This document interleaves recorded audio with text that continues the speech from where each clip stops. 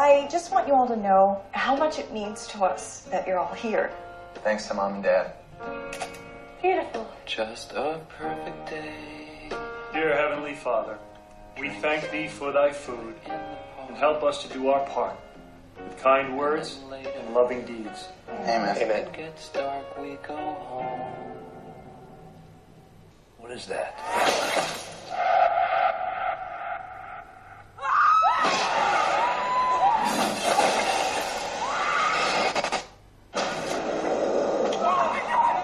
Get away from the window!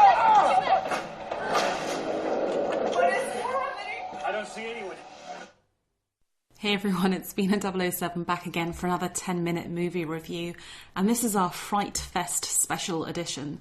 So for those of you who don't know, there is a brilliant horror movie festival that takes place in London every year, and it kicks off next week. And one of the films playing next Thursday, I believe, is You're Next, the latest horror movie from director Adam Wingard. And I have to say, this movie is not at all what I was expecting, because I had such a good time with it. I'm not always a massive fan of horror. I'm a complete girl when it comes to it. I just cannot cope with anything scary. And if you follow my blog at B007.com, you'll see that the horror genre is very underrepresented in the reviews. But this movie is brilliant because it's a properly laugh-out-loud funny film. And it's sometimes a little bit spoofy, but at the same time it does contain a lot of real, proper, gory horror. And yet at the same time it's never kind of completely, totally scary. So to me, this is a horror comedy that is absolutely perfect for me insofar as it's really funny, has brilliant sort of inventive gore, but isn't the kind of movie that's going to keep me up at night. And I think, you know, you have to give real kudos to director Adam Wingard, because I think those horror comedies, it's a very fine line to tread between being genuinely funny and then sort of descending into high camp spoof. But he stays on just the right line of it. And I think that that is because all his actors really play it straight. So we can laugh at them and we can laugh at the ridiculous situation they find themselves in, but they're never laughing or winking at us. And that's the absolute key to this movie's success.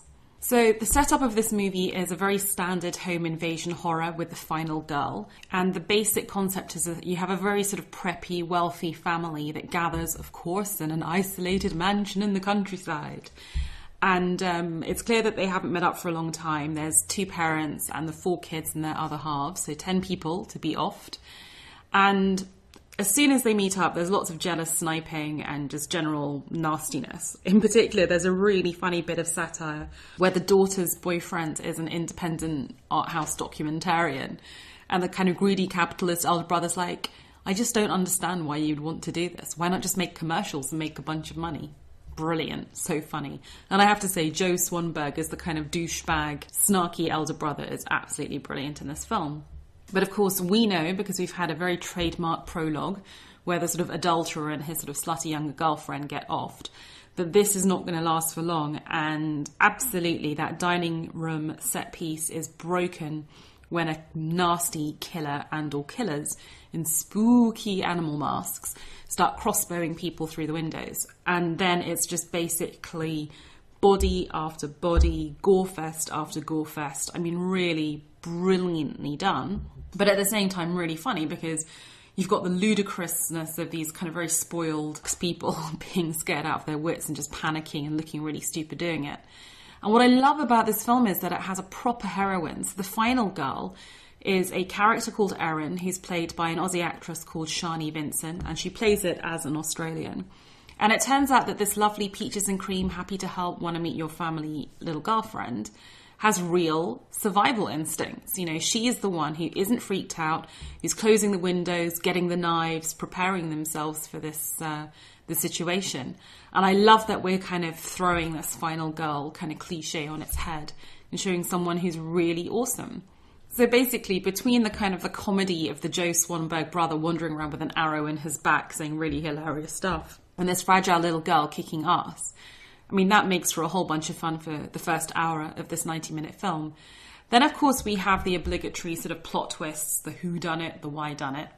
And I have to say that the first major twist, and this is a spoiler-free review, The first major twist was a bit predictable, didn't really have any psychological depth, fine. I don't think it's that kind of film. The second, or sort of sub-twist, I thought, again, very predictable, very in the horror genre. But that doesn't matter, because the way it plays out, the way that reveal plays out to the final girl, is just so hilarious and creepy and just subversive. And I love the way it plays out. And the final twist really does have some emotional punch, and I really didn't see it coming. So, you know, kudos once again to Adam Wingard. All of which is basically to sum up and say that I had an amazing time watching this film. I thought it held that balance of comedy and horror really well. Basically up until the final act, where I feel it really does become full-on comedy. I mean, there's the use of this sort of 80s synth pop soundtrack, and you can tell that Aaron's basically gone MacGyver or A-Team. It's just absolutely superb. And I will just leave you with one word: blender. I mean, I will watch this film again and again as a cult classic, just because of this one brain-dead scene, which is just absolutely an instant iconic classic. And in the final analysis, what I would say is, you know, there is many a studio-produced comedy that is nowhere near as genuinely funny as this film. And there's also plenty of kind of by-the-books horror movies that never have the kind of inventive gore that this movie gives us, and the brilliantly paced laying in of body upon body and blood spatter upon blood spatter. So I'm a real fan of this film. I'm not normally a fan of horror, but I would definitely urge you to go and check out Your Next. And if you agree or disagree with my take, as usual, I'd love to hear from you, b007.com.